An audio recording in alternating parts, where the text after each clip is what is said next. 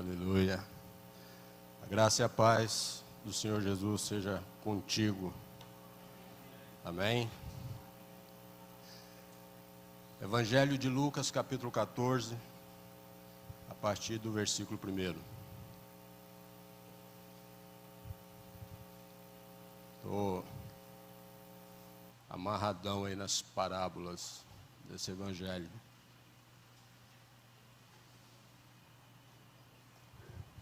Lucas 14.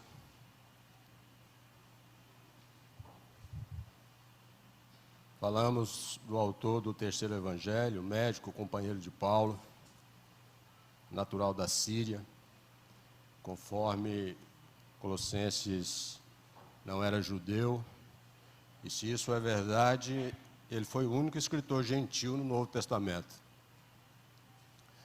E nós podemos observar que Lucas era um homem culto, muito observador e muito perspicaz. Esse evangelho foi escrito para os gregos. E além do judeu e do romano, o grego também estava se preparando para a vinda de Jesus. Lucas, um homem culto, um grego culto, era o homem talhado para a tarefa que nós vemos e vimos aqui nos seus escritos. Ele apresenta Jesus como o homem perfeito, como o ideal de perfeita varonilidade, homem perfeito. Lucas apresenta Jesus. Mateus apresenta Cristo aos judeus como rei. Marcos apresenta Jesus aos romanos como servo de Jeová. E Lucas o apresenta aos gregos como o homem perfeito.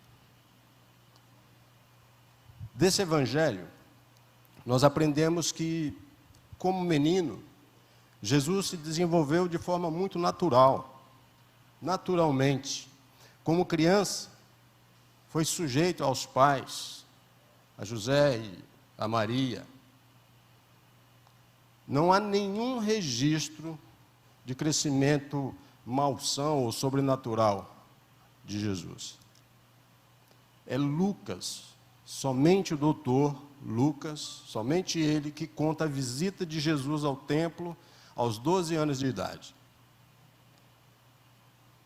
Como homem, Jesus trabalhou com as mãos, chorou sobre a cidade, ajoelhou-se em oração e conheceu a agonia do sofrimento. Tudo isso é extremamente profundo. E nesse último hino esse último louvor que nós entoamos e cantamos juntos, a gente percebe e vive exatamente isso, a profundidade da humanidade de Jesus. 5 dos 6 milagres foram de cura. Só Lucas fala da cura da orelha de Malco. Algumas particularidades. Vejo que a gente percebe que o evangelho de Lucas é o evangelho dos desprezados. Ele nos fala de um bom samaritano, do publicano, do filho pródigo, de pessoas que desprezadas, como Zaqueu, o ladrão na cruz. É o autor que mais tem o que dizer sobre a mulher.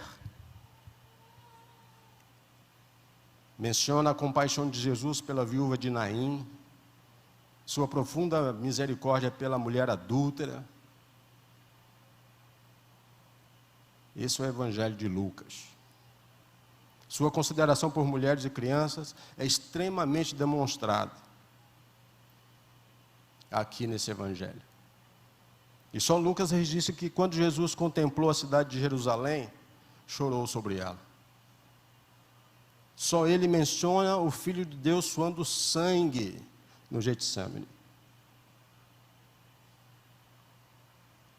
Sua misericórdia dirigida ao ladrão moribundo na cruz, aqui no Evangelho de Lucas.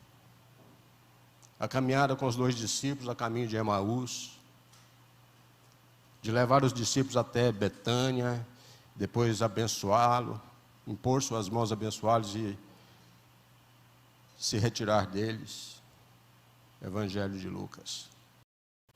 Lucas é um livro cheio de poesias.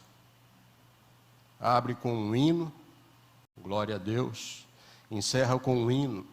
Estavam sempre no templo louvando a Deus. A partir daí o mundo tem cantado, graças a Deus, por um evangelho assim, que preserva gemas valiosas da enologia cristã. E nós tivemos o privilégio de desenvolver aqui na base o hino de regozijo de Maria, de Zacarias, dos anjos, registro do Evangelho de Lucas. E é embasado nesse Evangelho que nós vamos falar de salvação e discipulado hoje. Dito isto, vamos ver então Lucas 14,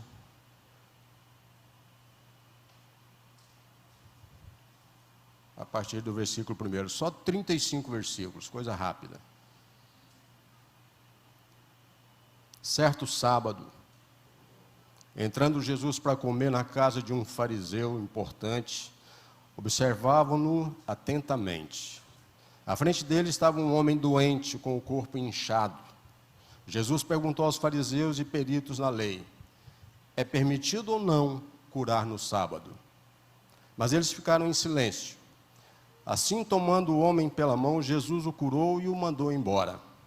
Então, ele lhes perguntou: se um de vocês tiver um filho ou um boi, e este cair num poço no dia do sábado, não irá tirá-lo imediatamente? E eles nada puderam responder. Quando notou como os convidados escolhiam os lugares de honra à mesa, Jesus lhes contou esta parábola. Quando alguém o convidar para um banquete de casamento, não ocupe o lugar de honra, pois pode ser que tenha sido convidado alguém de maior honra do que você. Se for assim, aquele que convidou os dois virá e lhe dirá: dê o lugar a este.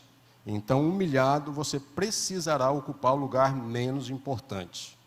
Mas quando você for convidado, ocupe o lugar menos importante, de forma que quando vier aquele que o convidou, diga-lhe: amigo, passe para um lugar mais importante. Então você será honrado na presença de todos os convidados. Pois todos os que se exaltam será humilhado, e os que se humilham será exaltado. Então Jesus disse ao que tinha convidado: quando você der um banquete ou jantar, não convide seus irmãos ou parentes, nem seus vizinhos ricos. Se o fizer, eles poderão também, por sua vez, convidá-lo, e assim você será recompensado. Mas quando der um banquete, convide os pobres, os aleijados, os mancos, os cegos. Feliz será você, porque esses não têm como retribuir. A sua recompensa virá na ressurreição dos justos. Ao ouvir isso, um dos que estavam à mesa com Jesus disse-lhe: feliz será aquele que comer no banquete do reino de Deus. Aleluia. Jesus responde: certo homem estava preparando um grande banquete e convidou muitas pessoas. Na hora de começar, enviou o seu servo para dizer aos que haviam sido convidados: venham, pois tudo já está pronto. Mas eles começaram um por um a apresentar desculpas. O primeiro disse: acabei de comprar uma propriedade e preciso ir vê-la. Por favor, desculpe-me. Outro disse: acabei de comprar 5 juntas de boi e estou indo experimentá-las. Por favor, desculpe-me. Ainda outro disse: acabo de me casar, por isso não posso ir. O servo voltou e relatou isso ao seu senhor. Então, o dono da casa irou-se e ordenou ao seu servo: vá rapidamente para as ruas e becos da cidade e traga os pobres, os aleijados, os cegos e os mancos. Disse o servo: o que o senhor ordenou foi feito, e ainda há lugar. Então o senhor disse ao servo: vá pelos caminhos e valados e obrigue-os a entrar para que a minha casa fique cheia. Eu lhes digo: nenhum daqueles que foram convidados provará do meu banquete. Uma grande multidão ia acompanhando Jesus. Este, voltando-se para ela, disse: Se alguém vier a mim e ama o seu pai, sua mãe, sua mulher, seus filhos, seus irmãos e irmãs, e até sua própria vida mais do que a mim, não pode ser meu discípulo. E aquele que não carrega sua cruz e não me segue, não pode ser meu discípulo. Qual de vocês, se quiser construir uma torre, primeiro não se assenta e calcula o preço, para ver se tem dinheiro suficiente para completá-la? Pois se lançar o alicerce e não for capaz de terminá-la, todos os que o virem rirão dele, dizendo: este homem começou a construir e não foi capaz de terminar. Ou qual é o rei que, pretendendo sair à guerra contra outro rei, primeiro não se assenta e pensa se com 10.000 homens é capaz de enfrentar aquele que vem contra ele com 20.000? Se não for capaz, enviará uma delegação, enquanto o outro ainda está longe, e pedirá um acordo de paz. Da mesma forma, qualquer de vocês que não renunciar a tudo o que possui, não pode ser meu discípulo. O sal é bom, mas se ele perder o sabor, como restaurá-lo? Não serve nem para o solo, nem para o adubo, é jogado fora. Aquele que tem ouvidos para ouvir, ouça. Sou fascinado por essa frase. Aquele que tem ouvido para ouvir, ouça. Senhor, nós te bendizemos, oramos, exaltamos o teu nome. Neste momento peço que derrame sobre nós, através do teu Espírito Santo, Deus, que venha nos iluminar, nos dar discernimento, entendimento de tudo aquilo que queres dizer aos nossos corações. E acima de tudo, Senhor, ajude-nos a aplicar no nosso caminhar, no nosso dia a dia, no nosso pensamento, em todas as nossas ações e atitudes. Eu oro para que sua palavra seja uma palavra de alcance, de cura e de transformação. Que no nome santo de Jesus, Pai, nos abençoe. Amém. O capítulo 14 de Lucas, ele registra Jesus na casa de um dos principais fariseus para comer pão. A casa desse líder,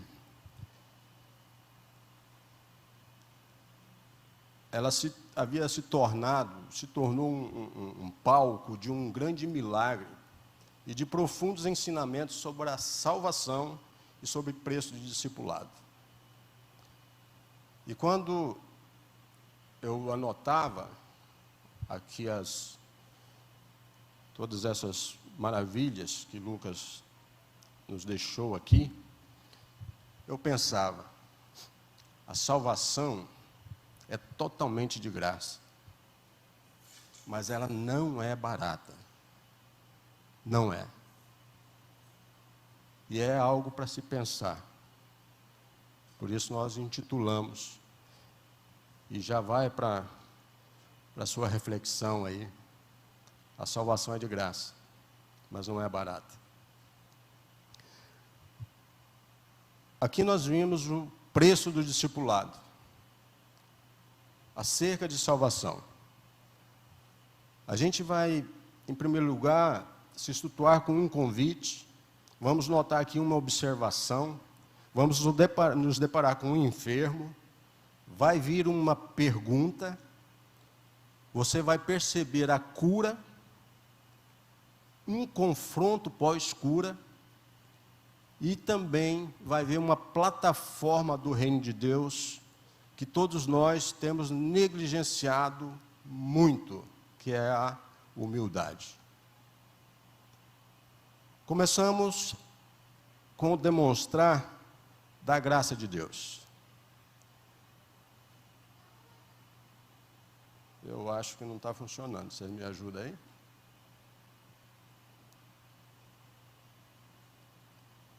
Começamos demonstrando a graça de Deus. Do versículo 1 ao 6 do capítulo 14. Sábado. Cura.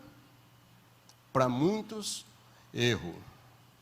Para aqueles que creem e sabem, demonstração da graça.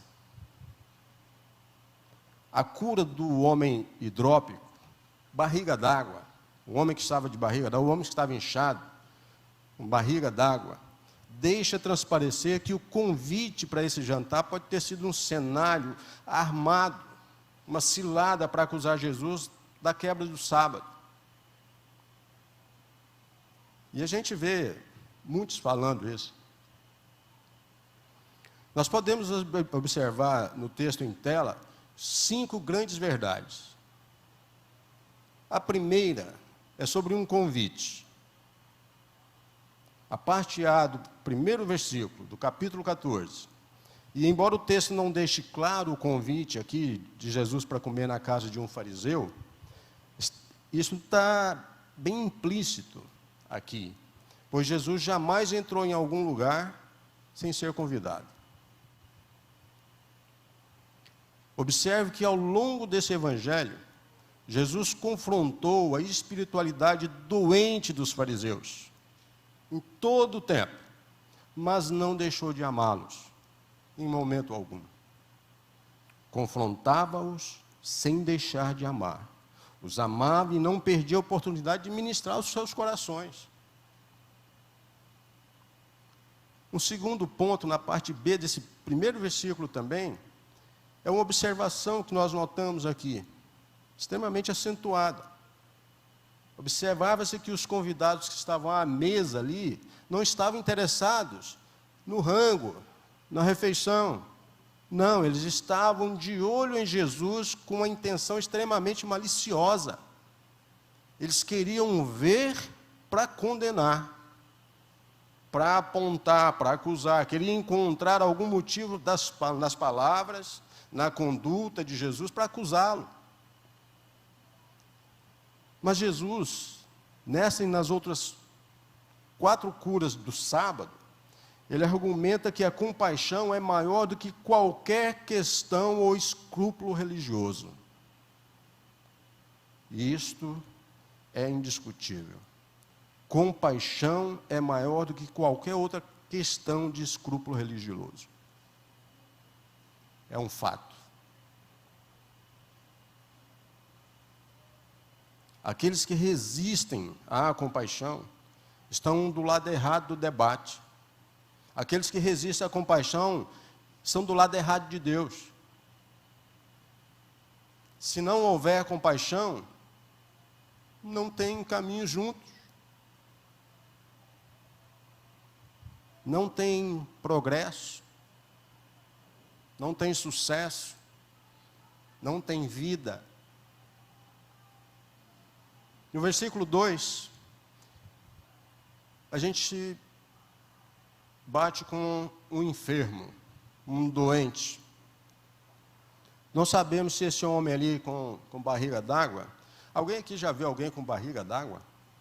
Eu nunca vi. Mas diz que fica muito inchado, né? Eu nunca vi, a não ser por fotos. Mas aqui, nós não sabemos se esse homem hidrópico ali estava ali diante de Jesus fortuitamente, né? ou se havia sido plantado ali pelos fariseus. Porque, pelo que parecia, havia sido plantado ali para que fosse uma armadilha. Mas nós não sabemos. Ele já havia feito outras curas, né? De repente, já havia ali uma situação bastante conflituosa ali, em relação com Jesus. Então, ele já havia feito outras curas em dia de sábado. Então, dá para imaginar o clima que estava instalado ali. Partindo dessa questão de estar diante do enfermo, surge uma pergunta no versículo 3. Jesus, sabendo das intenções daqueles fariseus religiosos, daqueles líderes religiosos ali, postados ali, armados, né, para pegá-lo, para acusá-lo, ele antecipa o problema e sai do lugar de recuo para uma posição de ataque. E pergunta: é ou não é lícito curar no sábado? É ou não é lícito curar no sábado? É ou não é lícito fazer o bem no sábado? Há dia para fazer o bem? Essa é a pergunta. Você escolhe dia para ser bonzinho? Tem um dia na semana que você pratica o bem?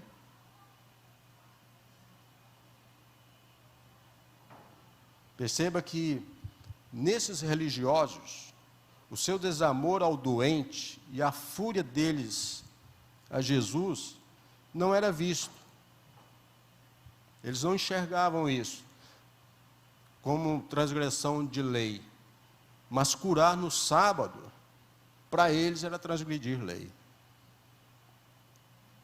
Diante da pergunta de Jesus, esses acusadores se silenciaram. Nada disseram. Bico calado. Contra fato, não há argumento. E foram apanhados ali pelo seu medonho legalismo, que é o que infelizmente até hoje assola muito a igreja brasileira, as igrejas cristãs. Legalismo.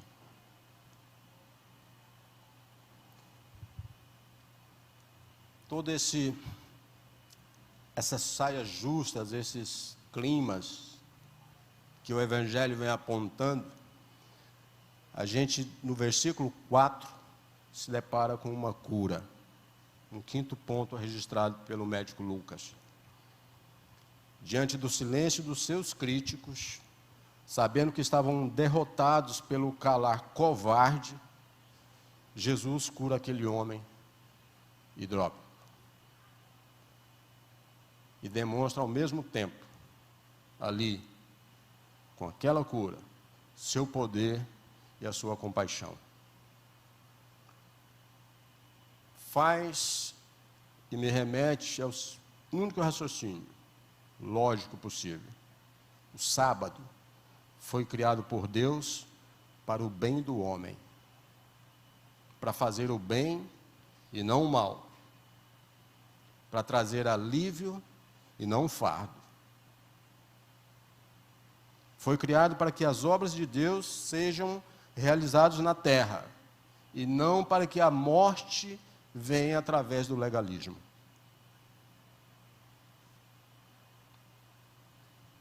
Não foi criado para que fosse colocado como jugo e peso sobre os homens, mas criado para aliviá-los. E se eu pudesse inserir, eu diria que assim como qualquer dia,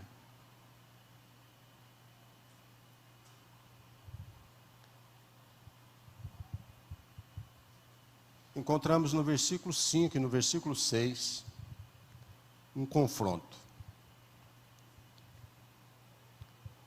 E note que, após curar o enfermo, Jesus ainda se posiciona em confrontá-los. Não foi só a cura. Agora vamos ter aqui um tete-a-tete aqui. Vamos conversar. E vem com uma pergunta que deixa eles mais calados ainda. E a própria pergunta dá a resposta. Qual de vós, se o filho de vocês, ou um animal, ou um boi, cair no poço, você não correrá para tirar logo de lá, se for no sábado? A pergunta era mais ou menos essa. Qual de vós, se o filho ou o boi cair no poço, não tirará logo, mesmo em dia de sábado?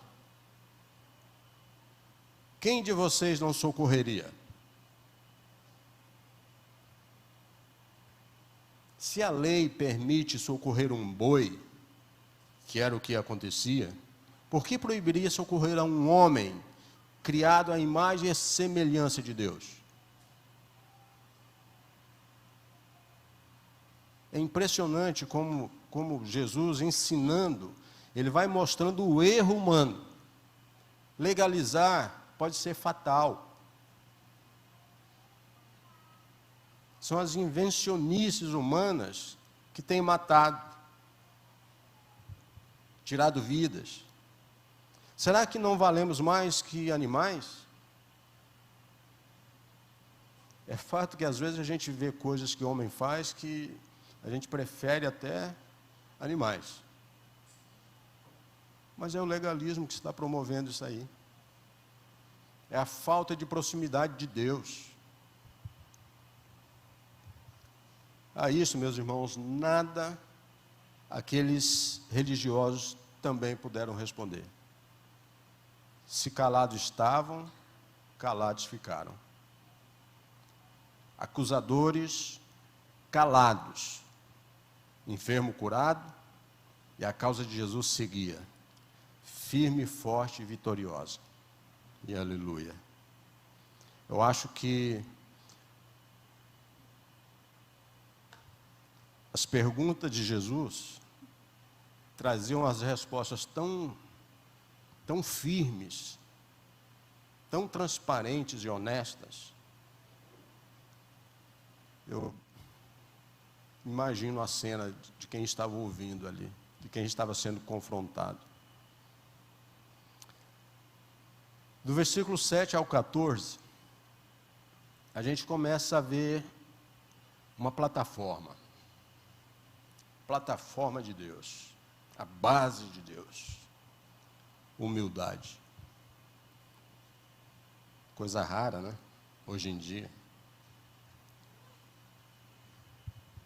Enquanto Jesus era observado pelos convidados na casa daquele fariseu, Jesus também os observava.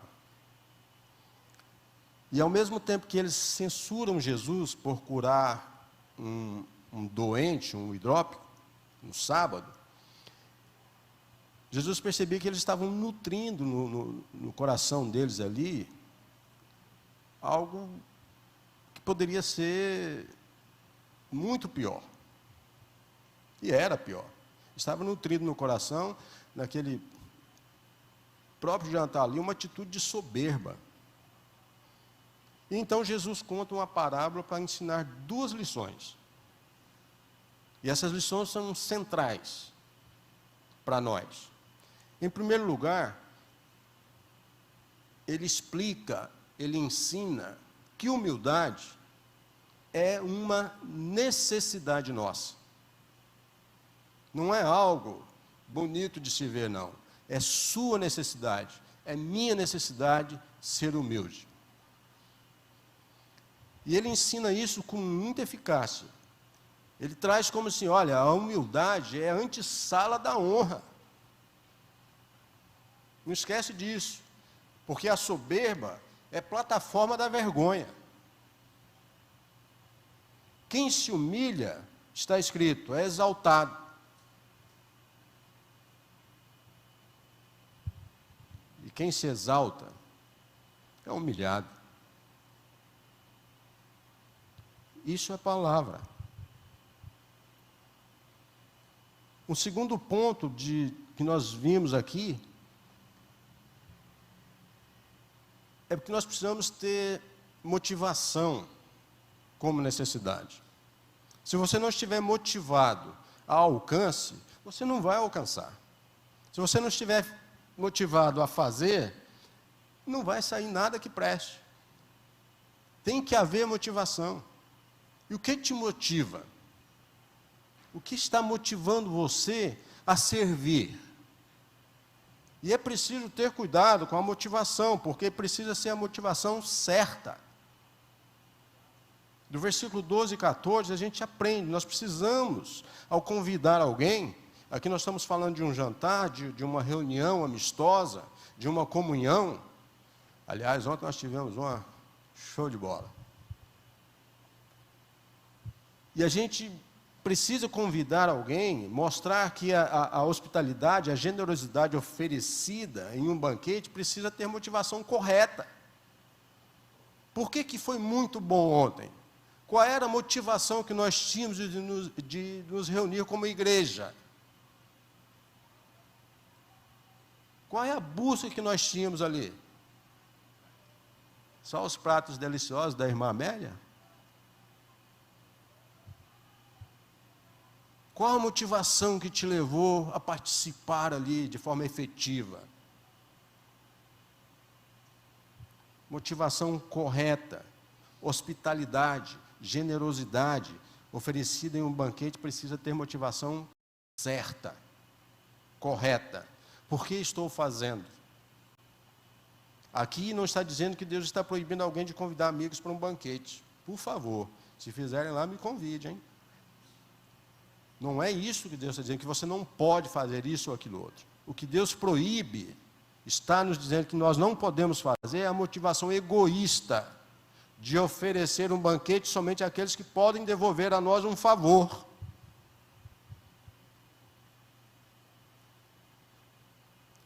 O que Deus está nos ensinando é que eu devo direcionar o meu carinho, eu devo enviar flores,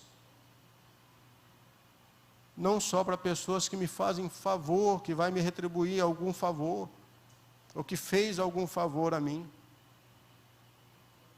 O que Deus está me dizendo é que a motivação egoísta de oferecer um banquete somente àqueles que podem devolver um favor é errado.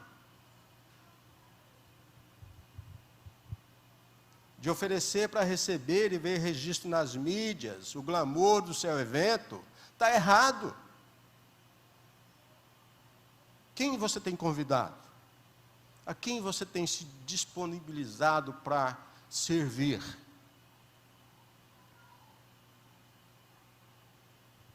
O que Deus está dizendo é sobre oferecer para receber, ver registrado essas coisas.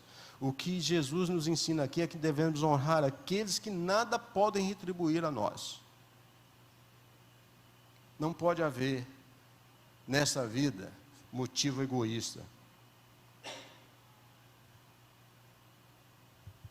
Jesus nos ensina, devemos honrar aqueles que nada podem retribuir nesta vida, para que nossa recompensa seja recebida na ressurreição dos justos. Isto é a palavra. E é aqui que você deve se posicionar.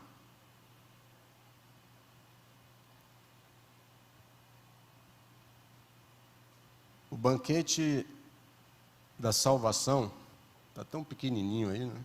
Mas a Bíblia sua aí está grandona aí na sua mão. Versículo 15 ao 24. Há um banquete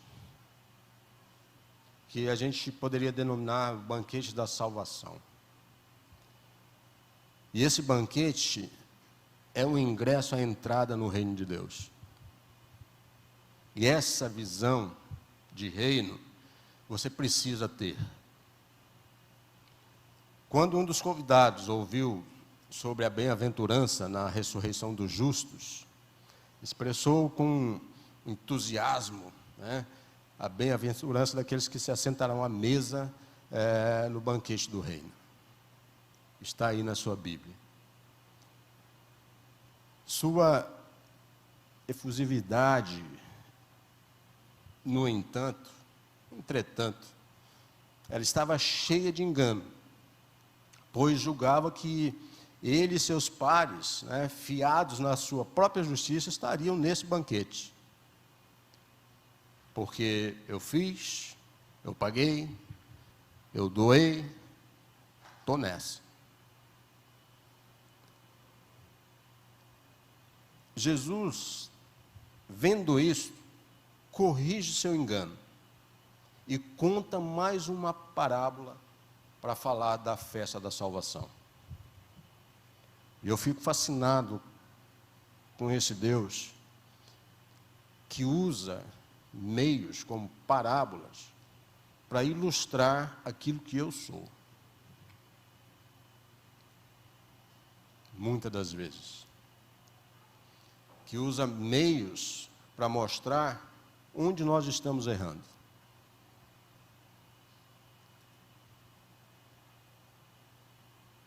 Versículo 15 e 16. Você precisa entender. O banquete da salvação nunca foi, nunca vai ser preparado por homens.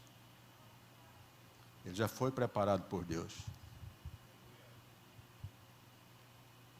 Deus preparou um grande banquete no seu reino e convida a mim, a você, mancos, aleijados, cegos, que nós somos, a vir cear com Ele. E é a mim e a você que Ele está convidando. E não olhando para mim ou para a sua condição ou posição social, econômica ou qualquer outra que seja. Ele está te convidando porque sabe quem você é, quem eu sou. Deus preparou esse banquete no seu reino e convida a todos a cear.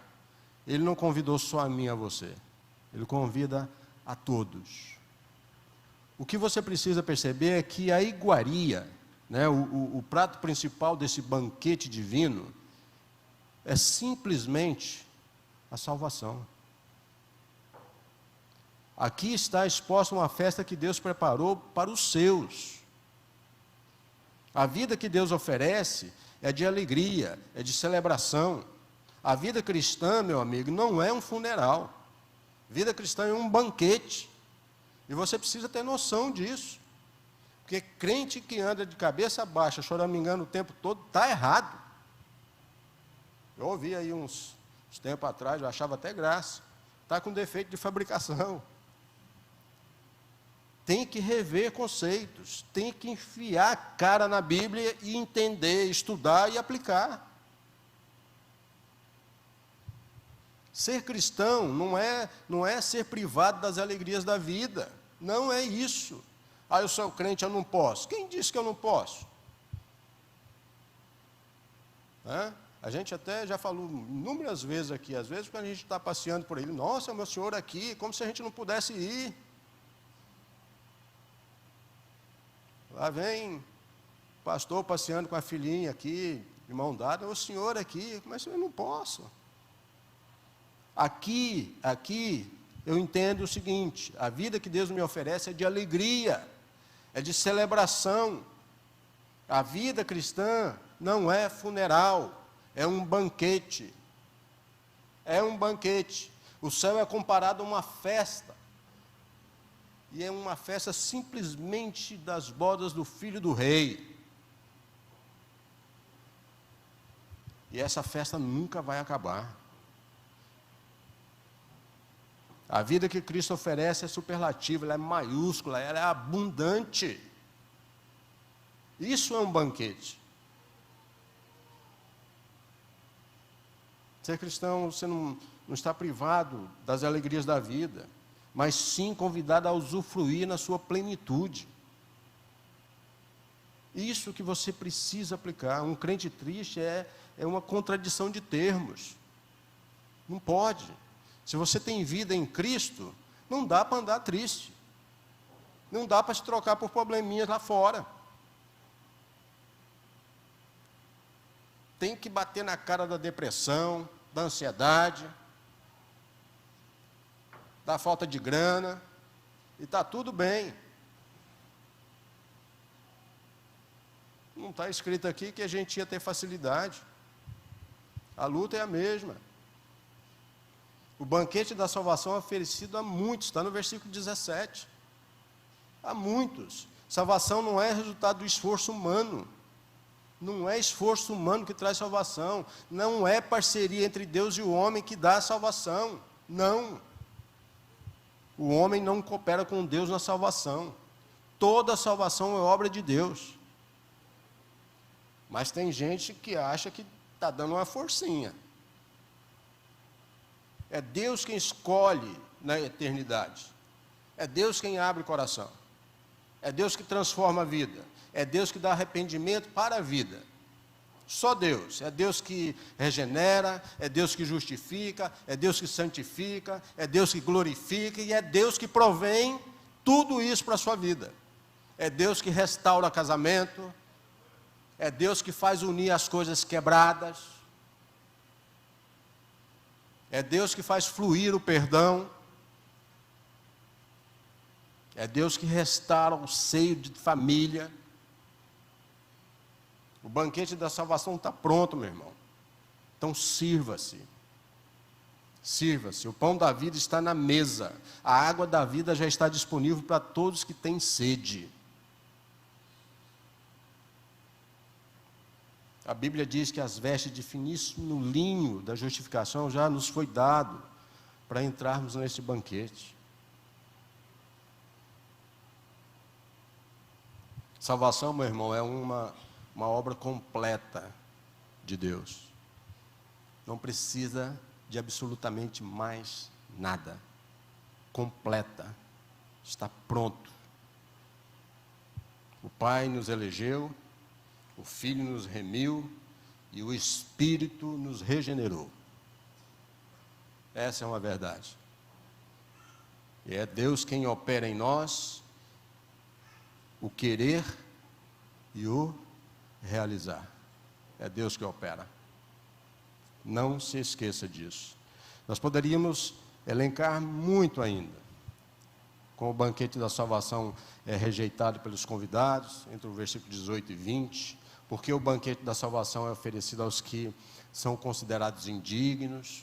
A gente está vendo aí no versículo 21 e 23. Tanto assunto para a gente aprender aqui, então se afie lá na sua casa, lá no Evangelho de Lucas, e dá uma aprofundada, porque o nosso tempo aqui é curto. E nós temos o aviso de que o banquete da salvação, ele fechará suas portas, ele fecha suas portas, você não vai entrar se você fechar o coração a esse convite da graça. Se você fechar o seu coração, você não entra nesse banquete aqui.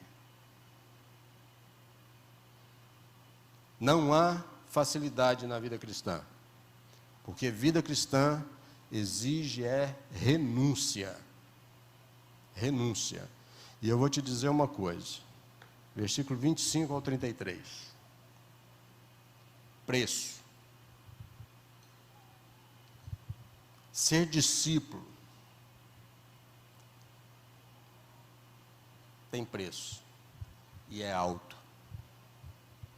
Tem tanta coisa que você não quer largar.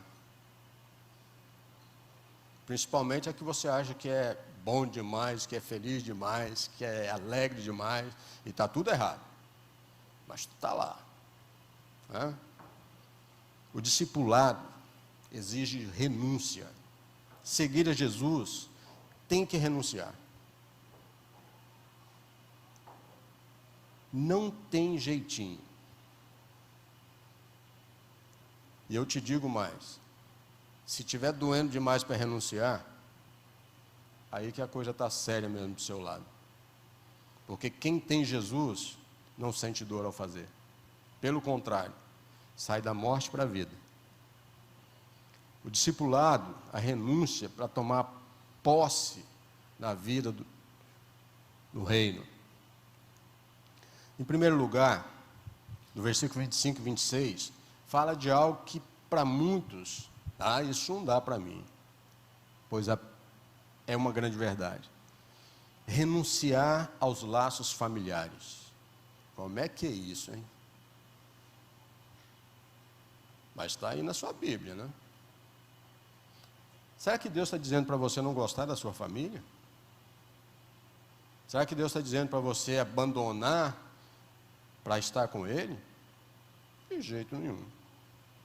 O que eu aprendo aqui é o seguinte: eu não posso colocar os meus filhos acima de Deus, a minha esposa acima de Deus. Renúncia aos laços familiares. Nós precisamos sempre lembrar que a salvação, ela é de graça, mas a graça ela não é barata. Discipulado, ele tem custo, e Jesus nunca enganou as pessoas sobre esse custo. Nunca. Há preços, e existem preços altíssimos, são muitas renúncias, renúncia aos laços familiares. Nada nem ninguém pode se interpor, ou intervir, ou atrapalhar entre você, discípulo, e o seu mestre, seja quem for. Nada. Maior é Deus, melhor é Deus, o mais importante é Deus. Eu dou a vida pelo meu amor. Dá a vida por Cristo. Verdadeiro amor. Ninguém pode estar entre você e o Mestre. Não estamos falando aqui em separação familiar, não é isso. Mas é preciso estar ciente de que quem segue a Cristo, muitas das vezes precisa aborrecer pai, mãe, filhos, irmãos, irmãs e às vezes a própria vida. Tem que dizer não às vezes. São os nãos para o bem que a gente não quer, né? Colocar os laços familiares à frente do compromisso com Cristo desqualifica você a ser um discípulo de Jesus. Se você dá mais importância às coisas, às pessoas, você está sendo desqualificado a seguir a Jesus. E isso está aí na sua mão. É a palavra do seu Criador, do nosso Criador. Um segundo ponto de renúncia é o versículo 27, é a questão do amor próprio. Sacrifício. E a Bíblia, quando fala de sacrifício, não é autopromoção, não. É preço de discipulado.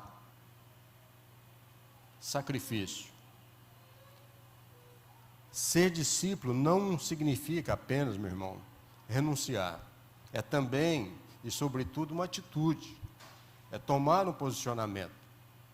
É se posicionar. É dar um passo. É chamar a responsabilidade para si. É levantar para fazer. É colocar-se no caminho com Ele. Ter intimidade com Ele. Fazer a vontade dEle. E sempre para a glória dEle. Se você tiver nesse princípio, nada vai dar errado.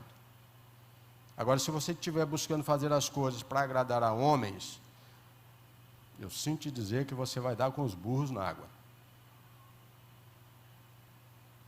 Um terceiro ponto que nós precisamos avaliar é o custo.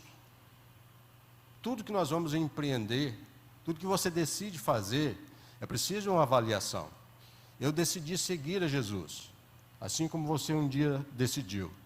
Mas você avaliou o custo desse seguir? Você sabia ou tentou mensurar o que você teria que fazer para seguir? Porque se você entrou achando que ia ficar tudo mamãozinho com açúcar, desculpa a expressão, mas se ferrou, né? Não é bem assim. Há preço. E às vezes dói. Eu tinha certeza, e eu gosto muito de trazer ao momento algo que Deus me faz vivenciar. Ontem, quando nós estávamos reunidos, o fato de eu não estar lá me doeu profundamente. Mas eu sabia que alguém estava chorando por mim.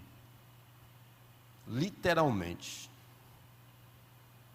Porque nós sabemos o preço que nós pagamos por não estar, o quanto dói em nós.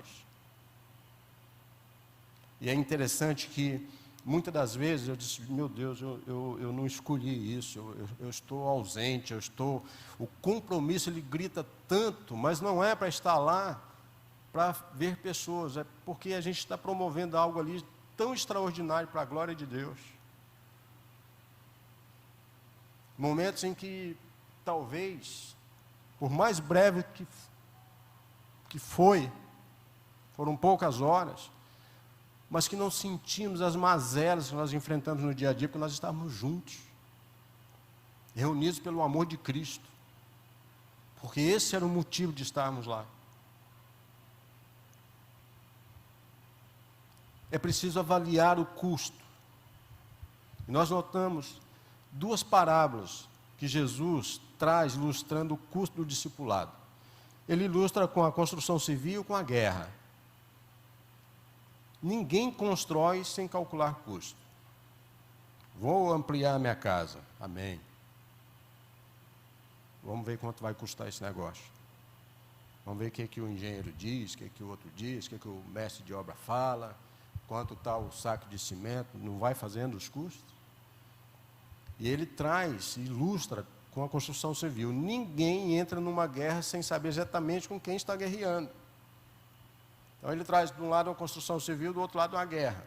Quem vai entrar numa guerra sem saber quantos vai enfrentar? Vamos lá dar uma olhada lá para ver como é que está o time do lado de lá, se a gente vai poder com eles. Né?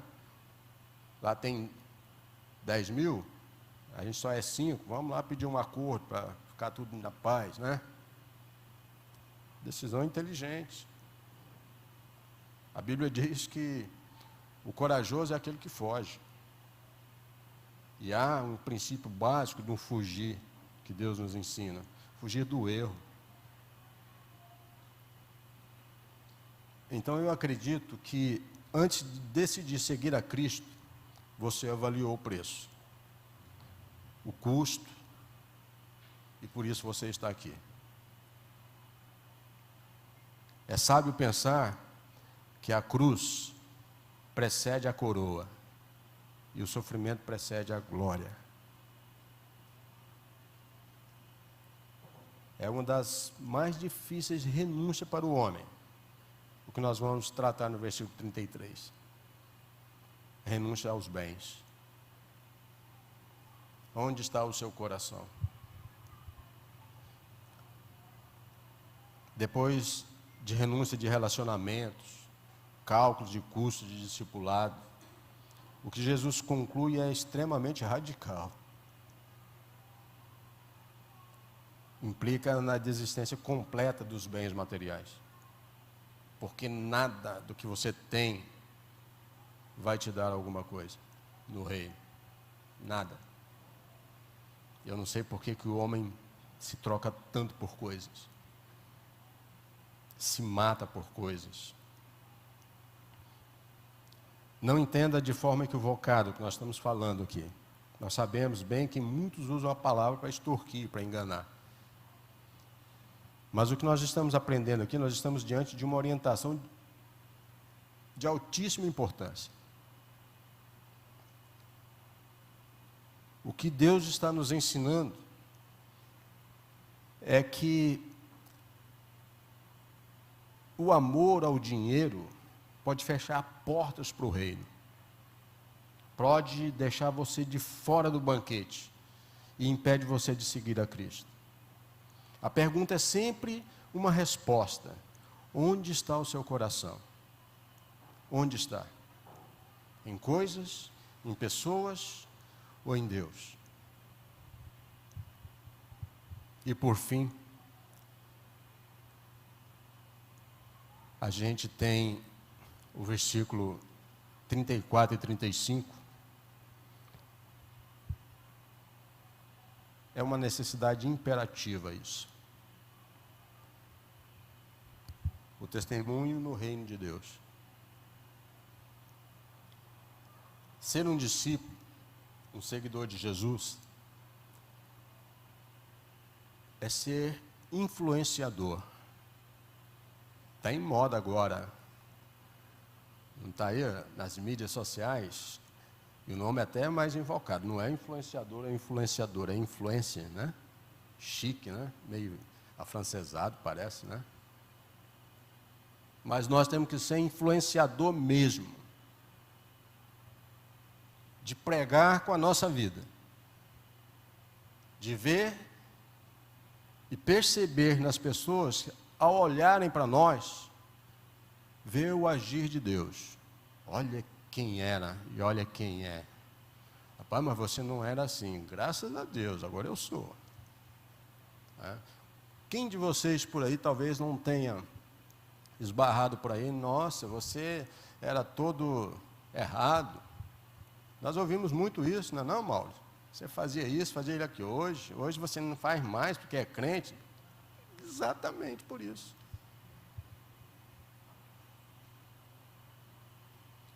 Legalistas vê ações mundanas.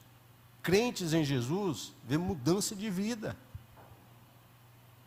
Eu era, não sou mais.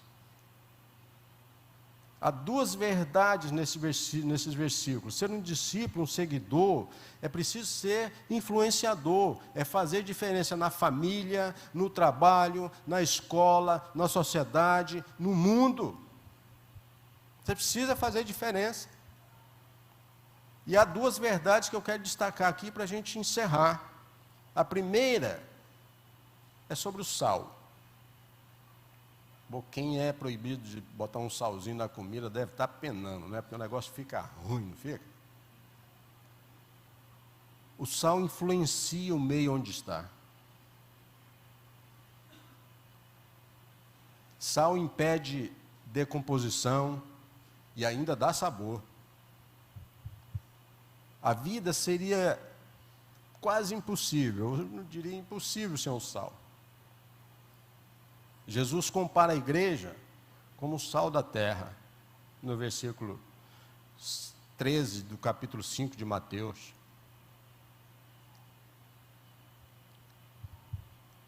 Traduz que é abençoadora, é transformadora a presença da igreja no mundo. Impede o avanço da corrupção, ainda aponta o caminho da verdadeira vida aos que querem.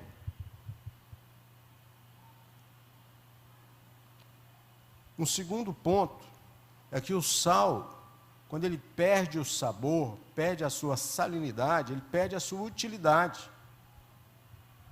No versículo 35. Sua única finalidade é salgar. Se ele perde sua salinidade, não serve para mais nada. A Bíblia diz que tem que ser jogado fora.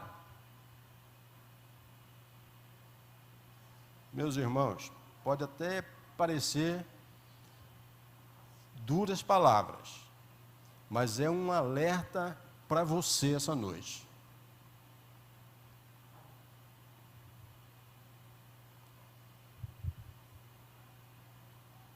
E isso bateu tão forte em mim,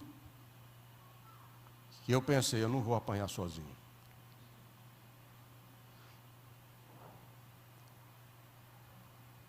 Mas ouça. Quem tem ouvidos para ouvir, ouça. Quando um discípulo, um crente, perde seu caráter cristão, ele torna-se imprestável e envergonha o nome de Cristo.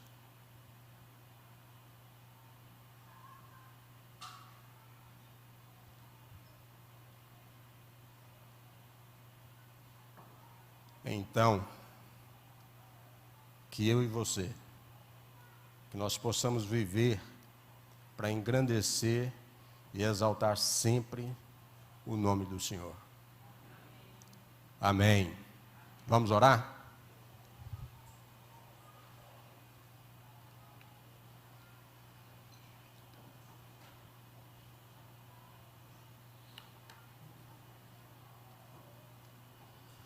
Aleluia.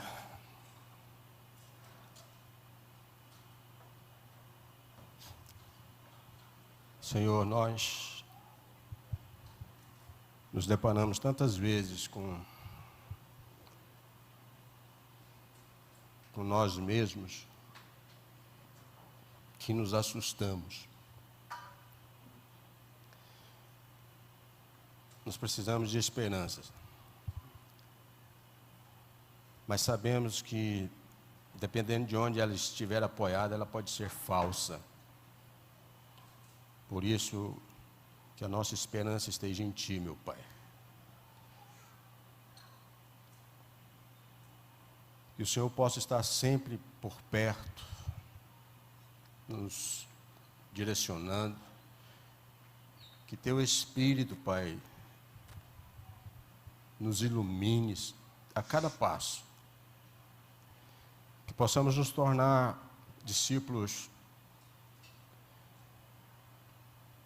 influenciadores, fazer diferença onde quer que nós estejamos, que possamos ser esse sal em Tuas mãos,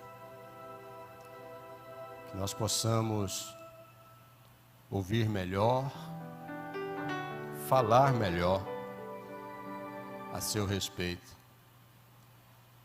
que arranquemos de nós toda a vergonha de levar o Teu Evangelho. Arranque de nós todo o egoísmo. Que todas as vezes, Deus, que promovermos banquetes, que seja para o Teu nome e glorificar ao Teu santo nome. Nós te pedimos força, intrepidez, coragem. Não nos deixe acovardar, Jesus, para que sejamos uma igreja coesa, unida, transparente, limpa de coração e mãos.